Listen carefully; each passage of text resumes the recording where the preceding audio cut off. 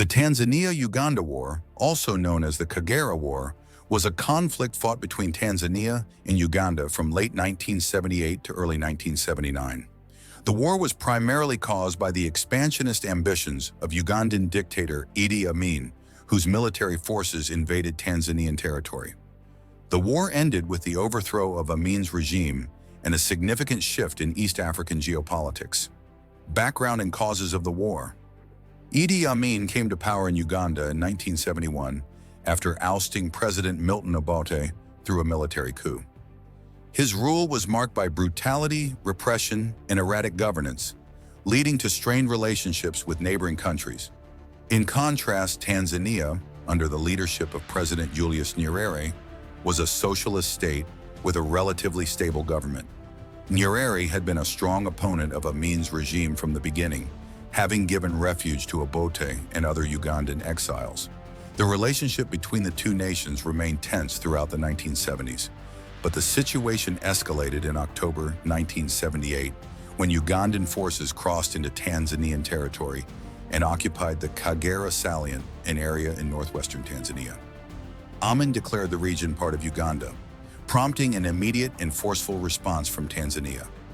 The invasion and initial Ugandan offensive on October 30, 1978, Amin's forces, led by the Uganda National Liberation Army, UNLA, crossed the border and took control of Kagera. The invasion was accompanied by reports of atrocities committed against Tanzanian civilians. Amin justified the attack by claiming that Tanzania had been harboring Ugandan rebels who were plotting against his government. Tanzania swiftly mobilized its military forces under the command of General David Masuguri. President Nyerere declared war on Uganda, stating that Amin's aggression would not go unanswered. Unlike Uganda's disorganized military, the Tanzanian People's Defense Force, aka TPDF, was a well-trained and disciplined army prepared to engage in a full-scale conflict. Tanzania's counteroffensive Tanzania launched a counteroffensive in early November 1978, pushing Ugandan forces out of Kagera within a few weeks. The TPDF, with the support of Ugandan exiles who opposed Amin, pursued the retreating Ugandan troops across the border. Nyerere justified the incursion into Uganda as necessary to ensure Amin would not launch another attack in the future. Tanzanian forces advanced into Ugandan territory, capturing key towns such as Masaka and Mbarara in early 1979. The Ugandan military, poorly trained and suffering from low morale, offered little resistance. Many of Amin's soldiers deserted rather than face the advancing Tanzanians. The fall of Kampala and the overthrow of Amin. By April 1979, Tanzanian forces had reached the outskirts of Kampala, Uganda's capital. The decisive battle for Kampala took place on April 10th to 11th, with the TPDF and Ugandan rebels launching a coordinated assault on the city. Amin's government quickly collapsed, and he fled the country, first to Libya and later to Saudi Arabia, where he remained in exile until his death in 2003.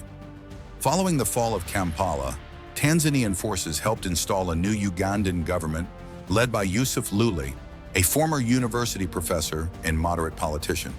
The government later transitioned to one led by Milton Obote, who returned from exile to reclaim power. However, Uganda remained unstable for years, with multiple coups and internal conflicts following Amin's departure. Consequences of the war. The Tanzania-Uganda War had several significant outcomes. The end of Idi Amin's rule. The war led to the ousting of one of Africa's most brutal dictators. Amin's regime had been responsible for the deaths of an estimated 300,000 Ugandans through political purges and ethnic violence. Tanzania's military and economic impact. While Tanzania emerged victorious, the war placed a heavy financial burden on the country. The cost of the war, combined with economic mismanagement, weakened Tanzania's economy in the years that followed. Uganda's continued instability. Despite Amin's removal, Uganda did not immediately stabilize. Obote's return to power led to further conflicts, and it was not until 1986, when Yoweri Museveni took control, that Uganda began to experience relative peace. Regional implications. The war demonstrated that African nations could take military action to remove dictatorial regimes. It also reinforced Tanzania's role as a leader in African liberation movements. The Tanzania-Uganda War remains one of Africa's most significant interstate conflicts. It showcased the determination of Tanzania under Nyerere's leadership to confront aggression and protect regional stability. The war's legacy is still felt in East African geopolitics, serving as a reminder of the consequences of expansionist ambitions and dictatorial rule.